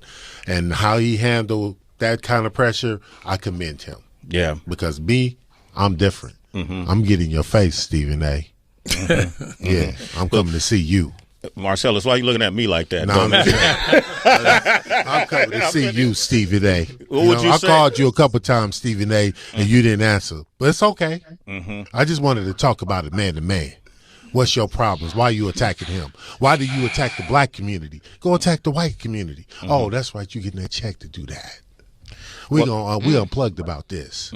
We own it. Well, in all fairness, Stephen A, Perk, they all got a job to do. They got a job to do. Pick on black guy. Yeah, you know, pick on the black and guy. that's how they, well, whatever that job is, this is how they choose. Yeah, to I do ain't it. in the league, so come get me. Okay, yo, Marcellus ain't in the league. He vibing, man. Y'all taking me back. Y'all taking me back. Yo, man, Snap the heavyweight champ. The champ is in the building. Give it up for the champ. I got feelings about it. I got feelings.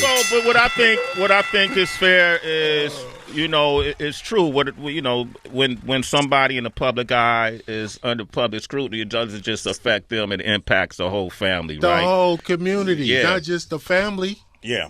Come on, man. Yeah. Stop it. Yeah.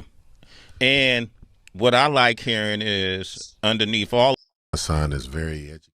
What y'all think? I'm gonna tell you what's been said about Jay. Let me help you out.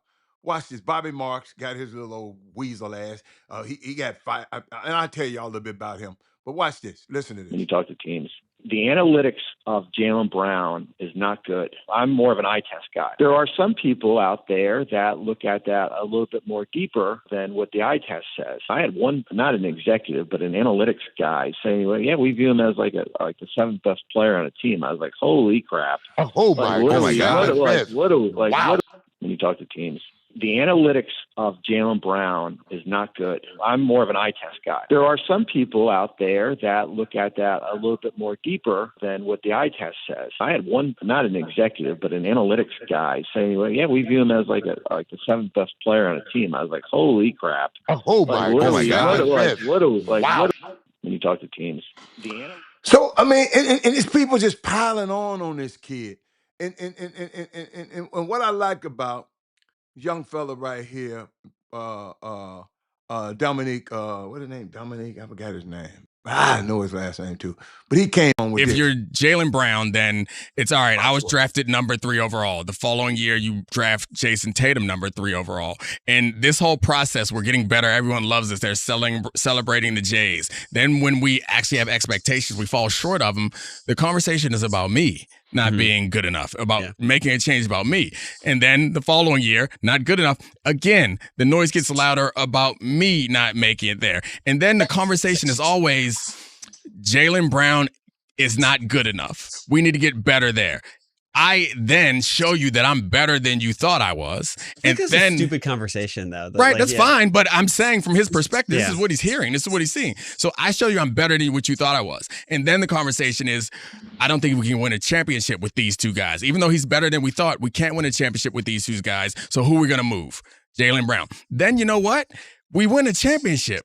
And I am voted the MVP. And so I would assume that he, in that moment, is like, all right, we did it. Everybody can shut up. Nope. Kawhi steps down from the Team USA, and they go and get a guy off our roster. Like, who's more similar to Kawhi, me or Derek White? Yeah, they go and get him. So that feels like a slight. And then the following year, like, we get knocked out of playoffs. Tatum gets hurt. There's a lot of pressure on this team. We're going to underachieve. Everyone's like, gap year. You're going to stink. They might get a high draft pick. I play well, and we are the number 2 seed. Tatum comes back. We get knocked out the playoffs. Yeah. And then after this year, you're like, hey, we're shopping you again. And then the one thing he says is, this year was fun. I just, from his perspective, I can see how this could be really hard to listen to and watch, because you tell me I have to get here, I get there, and then the reward is I'm still the one that's getting shopped. I don't disagree with you. I'm not doing the anti Jaylen Brown thing. I do think though it's slightly more layered. If you're Jaylen Brown, Ladies and gentlemen, I'd be remiss if I don't speak on this.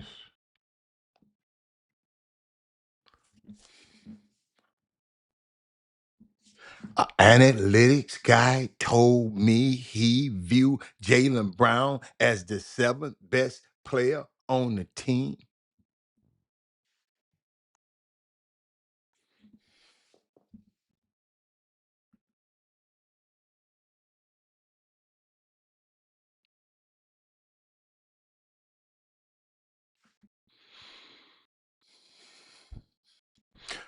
Y'all don't see the coincidences here?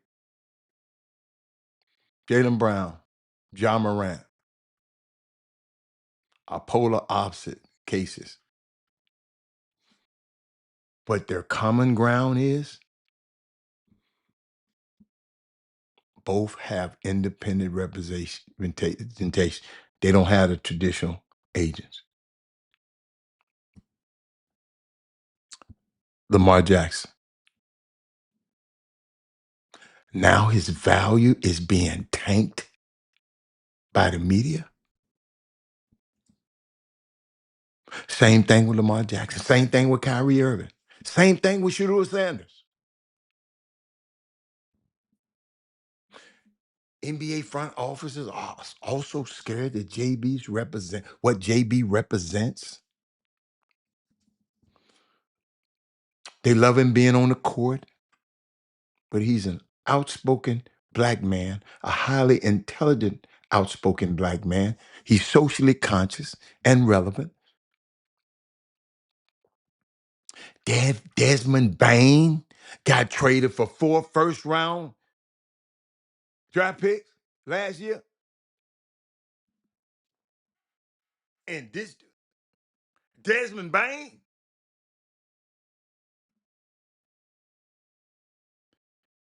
could it be, ladies and gentlemen, Black Talk Radio?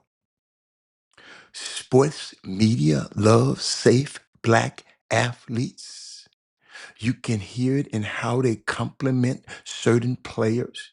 He plays the right way. He does the right way. He does things the right way. Perspective. An analytics guy told Kenny Adams, and they think about this. Kenny Atkinson, the coach of James Harden, them team, Cleveland, who got their head tore off by uh by uh by New York. And an analytics guy told him that Cleveland analytically won 2 out of the 3 games against the Knicks in the Eastern Conference this season. And y'all, they were swept 4-0.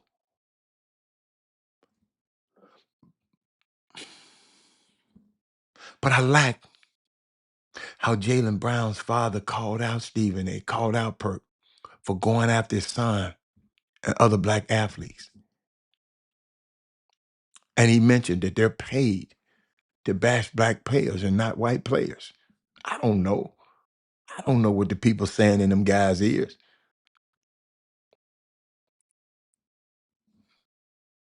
But I saw this article from 2016. Watch this. Please let me find it. Yes. Watch this. No. Watch this. Let me put this over here because my thing in a way. Let me put it over here. Let me make it small. I'll put it smaller, okay?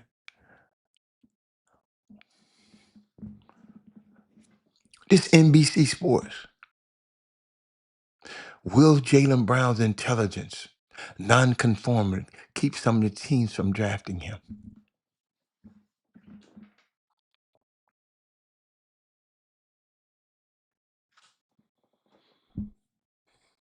This been going on with this kid, man. Can y'all see that? And nobody commented? Oh, okay. Anonymous sources. Since before he was drafted.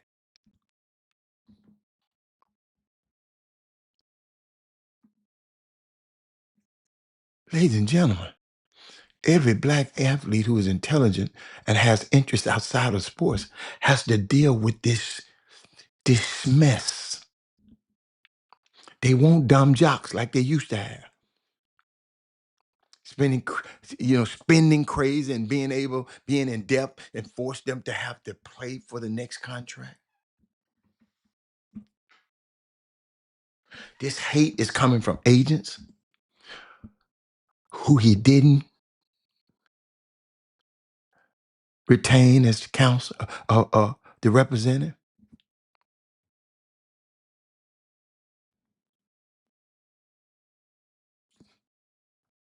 Bobby Marks, the guy who said that, he said he eye test guy, but he was the general manager, the assistant general manager for the Nets when they traded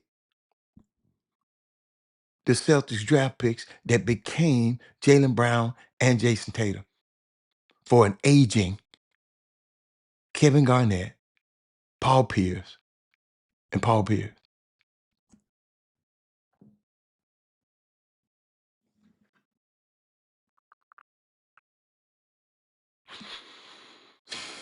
And I wonder why so many people be so pissed off at these guys taking over sports. Even if you don't see him as a tip-top player, but any evaluation system that views him as the seventh best player on that particular team, it needs to be reevaluated.